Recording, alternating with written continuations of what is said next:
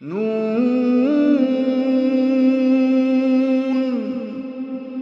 वल्क़लमि वमा यस्तून। नाज़रीन अस्सलामु अलैकुम वरहमतुल्लाहि वबरकातुहू। सीधी बात की ताज़ा तरीन खबरों में आपका इस्तकबाल है। आइए सबसे पहले आज की सुर्खियों पर नजर करते हैं। उत्तरा कन्नड़ा जिले में आखिर तरक्कियात के कौन से काम किए हो, आनंद कुमार हेगड़े को मुनकल वैद्या का सवाल।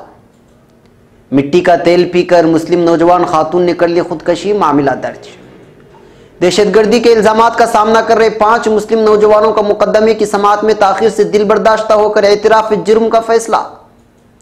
अक्षरधाम हमले के इल्जाम में गिरफ्तार अब्दुल रशीद अजमीरी को पुलिस रिमांड पर देने से अदालत का इंकार, कही ये बात। पैराडाइज पेपर्स में 714 हिंदुस्तानियों के नाम, मरकजी वजीर जयंत सिन्हा और मारूफ अदाकार अमिताभ बच्चन भी शामिल। 3 माह की एनडीए हुकूमत में बिहार में 3 बड़े घोटाले, लालू प्रसाद यादव का बयान। एक्सपोर्ट तो दूर, अगर कोई गाय के साथ बेरहमी से भी पेश आया तो वो जेल में होगा, वजीर आला योगी का नया बयान। नाज़रीन, सीधी बात की ताज़ा तरीन खबरों में आपका इस्तकबाल है। मैं अंसार अजीज नदवी आपके सामने तफसीली न्यूज़ लेकर के हाजिर हूँ। आइए खबरों की तफसीलात पर नजर करते हैं। पहली खबर भटकल से। बेसर पैर के इल्जामात लगाकर मुझे बदनाम करने की कोशिश कर रहे खुद एमपी हेगड़े ने आखिर कौन सा तीर मार लिया है। वो आवाम को बताएं कि पीएम के खुसूसी फंड से आखिर जिले के कितने लोगों को फायदा पहुंचाया। सबसे ज्यादा जरूरी हुन्नावर, तालकुप्पा और अंकोला हुबली के दरमियान रेलवे लाइन बिछाने का मंसूबा था, उसका क्या हुआ? वो ये मंसूबे करके दिखाएं, अगर नहीं तो फिर मैं अनकरीब इन मंसूबों को मुकम्मल करके दिखाऊंगा। मुडेश्वर में भटकल हुन्नावर हलकों के कांग्रेस की पहली मरहले की सर्वे मीटिंग में बात करते हुए उन्होंने ये सवालात आनंद कुमार हेगड़े से किए हैं। ये सवालात मुनकल वैद्या रुकन असम्बली के थे। उन्होंने एमपी हेगड़े की तरक्याती कामों का भांडा फोड़ते हुए कहा कि जिले में उन्होंने एक भी तरक्याती काम नहीं किया, अब वो मरकजी वजीर भी हैं। आवाम को उल्लू बनाने के बजाय कोई 1-2 तरक्याती काम करके दिखाएं। उन्होंने इस मौके पर मजीद कहा कि जब से रुकन असम्बली का ओहदा लिया हूं, उस दिन से आज तक एक भी दिन ज़ाया नहीं किया। गुज़श्ता 1 हफ्ते से बेवजह मुझ पर इल्ज़ामात आयद किए जा रहे हैं। कहा जा रहा है कि 1000 करोड़ की रकम उनके दौर में तरक्यात के लिए नहीं आई। हिसाब करके देख लें, अगर ऐसा नहीं है तो फिर मैं सियासी ज़िंदगी से मुस्तफ़ा हो जाऊँगा। इस सिलसिले में अगर अपोजिशन पार्टियां चर्चा करने को तैयार हैं तो बताएं, आवाम के सामने ये चर्चा होगा। अखबारात में मेरे तरक्याती कामों पर सवाल उठाने वाले अपने 25 साल के दौर में जो किया वो आवाम के सामने लाए और बैनर लगाए शहर भर में, तब पता चलेगा कि ये 4 साल भारी हैं या फिर उनके 25 साल। व्हाट्सएप में, फेसबुक में और दीगर अखबारात के जरिए गलत बयानी फैलाने से आवाम इस पर यकीन नहीं करेंगे, क्योंकि मेरे काम आवाम के सामने वाज़ेह है। मलहूज रहे कि मीटिंग कांग्रेस पार्टी की जानिब से सर्वे के बाद पहले मरहले के लिए रखी गई थी, जिसमें कांग्रेस के दीगर लीडरान भी शरीक थे। अब खबर बेलतंगड़ी से। यहाँ ताल्लुके के नाऊर देहात में कल एक नौजवान खातून की जानिब से मिट्टी का तेल पीकर खुदकशी कर लिए जाने की वारदात मौसूल हुई है। इत्तलात के मुताबिक खातून की शनाख्त शौकत बिनते मोहम्मद के हैसियत से कर ली गई है। खुदकशी की वजूहात का पता नहीं चल पाया। इस खातून ने पहले मिट्टी का तेल पिया, बाद में अपने कमरे में फांसी लेकर खुदकशी कर ली। मकामी लोगों की जानिब से खातून को अस्पताल ले जाने की कोशिश की गई, मगर बीच राह में वो दम तोड़ गई। बेलतंगड़ी पुलिस थाने में मामला दर्ज कर लिया गया है। अब खबर मुंबई से।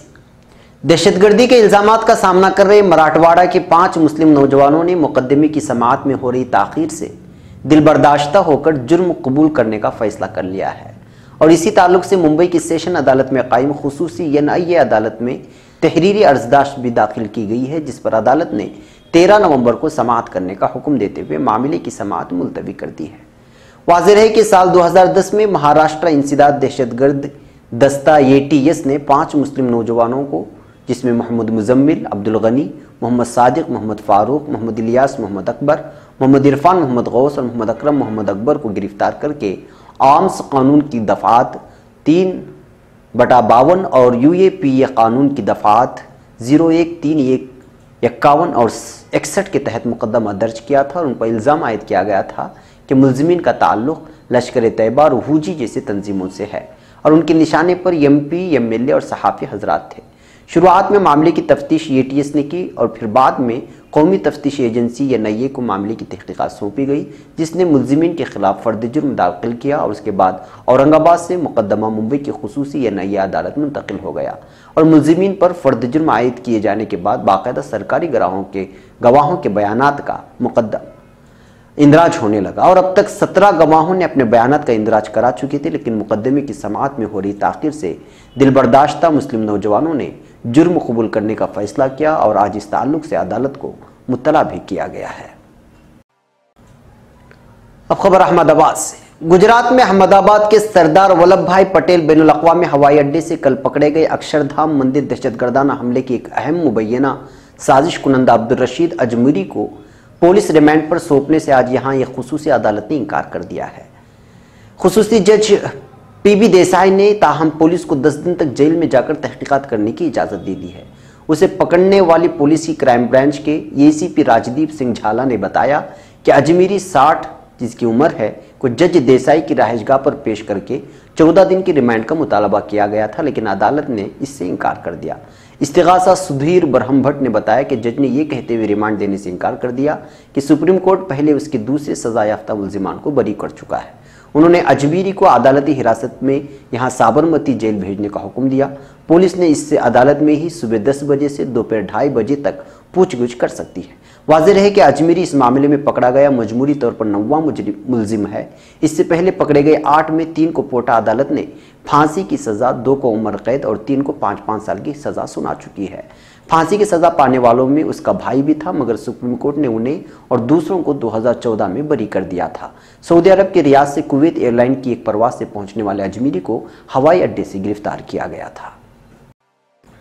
अब खबर नई दिल्ली से।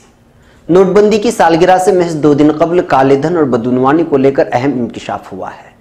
पनामा पेपर्स का इंकिशाफ करने वाले जर्मनी के अखबार जी नाइचे साइटिंग ने अब पैराडाइज पेपर्स को लेकर हैरानकुन इंकिशाफात किए हैं। पैराडाइज पेपर्स में फर्जी कंपनियों और फर्मों से वाबस्ता कुल 134 करोड़ दस्तावेज शामिल हैं। इनमें मरकजी वजीर जयंत सिन्हा और मारूफ अदाकार अमिताभ बच्चन समेत 714 हिंदुस्तानियों के नाम सामने आए हैं। International council team investigative journalist ICI ने 96 मीडिया ऑर्गेनाइजेशन के साथ मिलकर पैराडाइज पेपर्स के नाम की दस्तावेजात की छानबीन की है। इसमें दुनिया भर में ताकतवर लोगों का पैसा बैरून ममालिक भेजने वाली फर्मों और फर्जी कंपनियों के बारे में बताया गया है। अंग्रेजी अखबार इंडियन एक्सप्रेस की खबर के मुताबिक पैराडाइज पेपर्स में 180 ममालिक के नाम हैं, जिसमें हिंदुस्तानी 19वें नंबर पर है। उनमें बड़ी बड़ी गैर मुल्की कंपनियों के नाम शामिल हैं। पैराडाइज पेपर्स में सबसे ज़्यादा दस्तावेज बरमोडा की लॉ फर्म एबिलिटी के हैं। 119 साल की इस कंपनी में वकीलों, अकाउंट्स और बैंकर्स का एक बड़ा नेटवर्क है। ये नेटवर्क दुनिया भर में अमीर और ताकतवर लोगों का पैसा बैरून ममालिक भेजने की मदद करता है। इनके लिए कंपनियां सेटअप करने का काम भी यही कंपनी करती है। अब खबर पटना से। राष्ट्रीय जनता दल RJD के सदर लालू प्रसाद यादव ने टॉयलेट घोटाले पर वजीर आला नीतीश कुमार की क़यादत वाली बिहार में हुक्मरान जनता दल, मुत्तहिदा JDU और भारतीय जनता पार्टी BJP की मखलूत हुकूमत पर ज़बरदस्त हमला करते हुए कहा है कि 3 माह की JDU और BJP हुकूमत में हज़ारों करोड़ रुपए के 3 बड़े घोटाले हुए हैं। मिस्टर यादव ने एक बार फिर ट्वीट के जरिए वज़ीर आला नीतीश कुमार और BJP पर हमला करते हुए लिखा, BJP के साथ नीतीश कुमार की हुकूमत के 100 दिन सर्जन घोटाला, टॉयलेट घोटाला और महादलित विकास मिशन घोटाले के तौर पर हज़ारों करोड़ रुपए के 3 बड़े घोटाले सामने आए हैं। एक और ट्वीट में मिस्टर यादव ने टॉयलेट दिखाते हुए लिखा, इस तरह के तकरीबन 10,000 टॉयलेट नीतीश हुकूमत ने लूट लिए हैं। इससे कबल घोटाले के उजागर होने के बाद RJD सुप्रीमो ने हफ्ते को ट्वीट करके नीतीश कुमार को न सिर्फ उसके लिए जिम्मेदार ठहराया था, बल्कि उन्होंने ट्वीट करके तंज करते हुए पूछा, नामनिहाद चारा घोटाले में ये लोग बोलते थे लालू चारा खा गए, अभी टॉयलेट घोटाले में वो क्या बोलेंगे? नीतीश ने क्या कहा? अब खबर लखनऊ से। उत्तर प्रदेश की राजधानी लखनऊ में विश्व हिंदू परिषद के गौरक्षा से मुताल्लिक मुनाकिदा एक प्रोग्राम में इतवार के रोज वजीर आला योगी आदित्यनाथ ने भी शिरकत की थी। निराला नगर के माधव ऑडिटोरियम में मुनाकिदा प्रोग्राम में वजीर आला ने दावा किया कि रियासत में गाय के गोश्त के एक्सपोर्ट से मुताल्लिक बातें झूठ हैं। वजीर आला ने कहा कि रियासत से बीफ बिल्कुल भी एक्सपोर्ट नहीं होता है। वजीर आला ने मजीद कहा कि बीफ का एक्सपोर्ट तो दूर, जो शख्स गाय से बेरहमी से पेश आएगा वो भी जेल में जाएगा। वजीर आला ने कहा कि लोग गाय का दूध पीकर गाय को सड़कों पर छोड़ देते हैं। गायें सड़कों पर प्लास्टिक और कचरा खाती हैं, जिससे नुकसान पहुंचता है। गाय की नस्लें कैसे सुधरेंगी, इस बारे में सोचना होगा। उन्होंने कहा कि तशहीर की कमी की वजह से इसमें इस्लाह नहीं हो पा रहा है। आज हम ही गाय को एक परेशानी मानने लगे हैं। वज़ीर आला ने कहा कि गाय को अगर हम घर में बांधेंगे तो और भी फायदे होंगे। गाय दूध दे या न दे मगर गोबर और पेशाब तो देगी ही। हर चीज़ को हम हुकूमत के भरोसे छोड़ देते हैं। उन्होंने कहा कि हिंदुस्तान की आबादी 125 करोड़ है, वहीं गाय की तादाद सिर्फ 3 से 4 करोड़ है। अब खबर अमेरिका से। एक जदीद अमेरिकी तिब्बी तहकीक में खबरदार किया गया है कि फ़िज़ाई आलूदगी हर साल पूरी दुनिया में 17 लाख अफराद को गुर्दे से मुताल्लिक़ अमराज में मुब्तला करने का सबब बनती है। इस तहकीक को गुर्दे के अमराज से मुताल्लिक़ अमरीकी सोसाइटी ने इतवार के रोज़ जारी किया। अमेरिका के शहर सेंट लुइस में तिब्बी मुहक्किकीन ने इंकशाफ किया कि फ़िज़ा में बारीक ज़र्रात की सतह में इजाफे का गुर्दे के अमराज के ख़तरे के साथ गहरा ताल्लुक़ है। तहकीक में बताया गया है कि जोग्राफियाई लिहाज से गुर्दों के मरीजों से मुतालिक आदाद व शुमार में नुमाया फ़र्क है, ताहम इन अमराज में मुब्तला होने की बुलंदतरीन शरह अमरीका और जनूबी एशिया में है। फ़िज़ाई आलूदगी को कई अमराज का सबब बनने के हवाले से ख़तरनाक आमिल शामिल किया जाता है। इनमें दिल और फेफड़ों के अमराज के अलावा सरतान, हरकत क़ल्ब बंद हो जाना और ज़ियाबती शामिल है।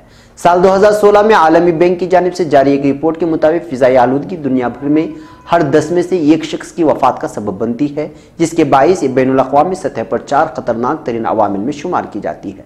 अलबत्ता तीसरी दुनिया के ममालिक में फ़िज़ाई आलूदगी ख़तरनाक तरीन आमिल है, जहाँ ये 93% अमवात या गैर मुहलिक अमराज का सबब है। अब खबर वाशिंगटन से। अमरीकी रियासत टेक्सास के एक चर्च में फायरिंग का वाक़या पेश आया है, जिसमें 27 अफराद हलाक हो गए जबकि 30 जख्मी हो गए हैं। अमरीकी मीडिया के मुताबिक अमेरिका की रियासत टेक्सास के चर्च में मजहबी तकरीब जारी थी, जिसमें 50 से ज़ायद अफराद शरीक थे। इस दौरान एक हमलावर चर्च के अंदर घुस आया और अंधाधुंध फायरिंग करके 27 अफराद को हलाक कर दिया। फायरिंग से 30 अफराद जख्मी भी हुए, जिनमें औरतें और बच्चे भी शामिल हैं। वाक़े के बाद जख्मियों को अस्पताल मुंतकिल कर दिया गया है, जहाँ उन्हें तिब्बी इमदाद फराहम की जा रही, जबकि हुकाम की जानिब से हलाकतों में इजाफे का खदशा जाहिर किया जाए। दूसरी जानिब पुलिस ने जवाबी कार्रवाई करते हुए चर्च में फायरिंग करने वाले हमलावर को हलाक कर दिया है, जिसकी शनाख्त की जा रही है। अब खबर कैलिफोर्निया से। सोशल मीडिया की मकबूल तरीन वेबसाइट फेसबुक ने 27 करोड़ जाली अकाउंट्स का एतराफ़ कर लिया है। मीडिया रिपोर्ट्स के मुताबिक फेसबुक ने इस बात को तस्लीम किया है कि सोशल मीडिया के इस प्लेटफॉर्म को इस्तेमाल करने वाले सारिफिन के 27 करोड़ अकाउंट्स जाली हैं, जबकि जाली अकाउंट्स की तादाद में मुसलसल इजाफा हो रहा है, जिस पर हुक्काम में शदीद तशवीश पाई जाती है। रवां हफ्ते फेसबुक ने माली साल की सहमाई रिपोर्ट शाये की थी, जिसमें बताया गया था कि गुज़िश्ता साल की निस्बत रवां साल ही दौरानिये में जाली अकाउंट्स की तादाद में होशरुबा इजाफा देखा जा रहा है। फेसबुक का कहना है कि इसके मजमूई सारिफिन में से 10% असली अकाउंट होल्डर्स ऐसे ही हैं जो डुप्लीकेट अकाउंट्स चला रहे हैं। फेसबुक इंतजामिया इन जाली और डुप्लीकेट अकाउंट्स की भरमार से परेशान है और वो कानूनी माहिरीन से मज़कूरा अकाउंट्स के खिलाफ कानूनी कार्रवाई का सोच रही है। अब खबर रियाद से। दुनिया के 45वें और सऊदी अरब के सबसे अमीर शख्स सऊदी शहजादा वलीद बिन तलाल को बदउनवानी के इल्ज़ाम में गिरफ्तार कर लिया गया है। फोर्ब्स के मुताबिक तलाल $17 बिलियन यानी तकरीबन 1.25 लाख करोड़ की दौलत का मालिक है। तलाल ने 1979 में अपने वालिद से तकरीबन 16 लाख का कर्ज लेकर अपना बिजनेस शुरू किया था। उसके अलावा अपने वालिद से मिले घर को गिरवी रखकर उन्होंने $4 लाख इकट्ठा किए और सिटी कॉप नामी कंपनी में सरमायाकारी की। तलाल की 2006 में शहजादी अमीरा से शादी हुई, लेकिन उसके बाद 2013 में दोनों की राहें अलग हो गई। तलाल की पहुंच Rupert Murdoch, Michael Bloomberg, Bill Gates, बरतानिया की शाही खानदान और हॉलीवुड की कई नामी शख्सियात के साथ है। 2015 में तलाल ने सदर डोनाल्ड ट्रंप को अमेरिका के लिए बाइस शर्म बताया था। तलाल को खवातीन के हुकूक का हामी भी समझा जाता है। रूपर्ट मर्डोक की न्यूज़ कॉर्प के अलावा Apple, Time Warner, Twitter, Fox और EOL में तलाल की बड़ी हिस्सेदारी है। तलाल रूटाना के मालिक भी हैं, जिनके कई टीवी चैनल अरबी ज़बान बोलने वाले मुल्कों में नश्र होते हैं। तलाल किंगडम होल्डिंग कंपनी के भी बानी है, जो दुनिया की सबसे बड़ी सरमायाकार कंपनियों में से एक समझी जाती है। तलाल को टाइम मैगजीन ने दुनिया के 162 लोगों में शामिल किया है। फोर्ब्स में शाये एक रिपोर्ट के मुताबिक तलाल के पास 4000 करोड़ रुपए से जायद के जेवरात हैं। तलाल के पास दुनिया का सबसे महंगा तैयारा बोइंग 747 है, जिसे उड़ता महल भी कहा जाता है। 3000 करोड़ रुपए की दुनिया की तीसरी सबसे बड़ी याच का मालिक भी तलाल ही है। तलाल के पास मौजूद कारों के काफिले में दुनिया की एक से बढ़कर एक महंगी 300 कारें मौजूद हैं। इनमें 32 करोड़ की रोल्स रॉयस, 310 करोड़ की मर्सिडीज, लिम्बार्गिनी और फेरारी शामिल हैं। तलाल ही दुनिया की सबसे ऊंची 1 मील की इमारत बनवा रहे हैं। ये दुबई के बुर्ज अल खलीफा को पीछे छोड़ देगी। रियाज में वाक़ तलाल का घर 420 कमरों पर मुश्तमिल एक महल है। तलाल के अलावा इंसिदाद बदउनवानी कमेटी ने सऊदी अरब के 10 शहजादों, बहरिया सरबराह और इक़्तिसादी उमूर के वजीर को भी गिरफ्तार कर लिया है। आखिरी खबर शाम से। मशरिकी शाम में इस्लामिक स्टेट के एक कार बम हमले में दाखिली तौर पर बेघर होने वाले कम अज़ कम 75 शामी बाशिंदे मारे गए हैं। दाइश ने इस हमले में जंगज़दा इलाके से फरार होने वाले आम शहरियों को निशाना बनाया है। मीडिया रिपोर्ट्स के मुताबिक शामी तनाज़े पर निगाह रखने वाली तंजीम Syrian observatory for human rights ने लंदन से जारी किए एक बयान में कहा कि जंगज़दा इलाकों से फरार होने वाले आम शहरियों के एक इज्तिमा पर हमले का यह वाक़या मशरिकी शामी सूबे देर अज़्ज़ोर में पेश आया। इस वाक़े में कम अज़ कम 75 अफराद हलाक हुए हैं, जिनमें बच्चे भी शामिल हैं। ऑब्जर्वेटरी के सरबराह रामी अब्दुर्रहमान के मुताबिक इस कार बम हमले में 140 अफराद जख्मी हुए, जिनमें से बहुत से अफराद की हालत तशवीशनाक है। इस हमले की शिद्दत से अंदाज़ा होता है कि अपने ज़ेर कब्ज़ा एक बड़ा इलाका खो देने के बावजूद ये ग्रुप अब भी खूनरेज़ हमलों की सलाहियत रखता है। सीरियन ऑब्जर्वेटरी के मुताबिक हमला उस वक्त किया गया जब जंगज़दा इलाकों से फरार होने वाले अफराद का एक काफिला पहले से मौजूद अफराद में आ मिला। देर अज़्ज़ोर में दाइश के खिलाफ शामी हुकूमती फोर्सेस के अलावा अमरीकी हिमायत याफ्ता सीरियन डेमोक्रेटिक फोर्सेस के जंगजू भी लड़ रहे हैं। ये दोनों फोर्सेस अलग अलग कार्रवाई करते हुए दाइश के ज़ेर कब्ज़ा इलाकों को बाजियाब करा रही हैं। नाज़रीन, ये थी आज की ताज़ा तरीन खबरें। अगली ताज़ा तरीन खबरों के साथ फिर आपसे मुलाकात होगी। हमारी पूरी टीम को यहाँ पर इजाज़त दें। अस्सलामु अलैकुम वरहमतुल्लाहि वबरकातुहू।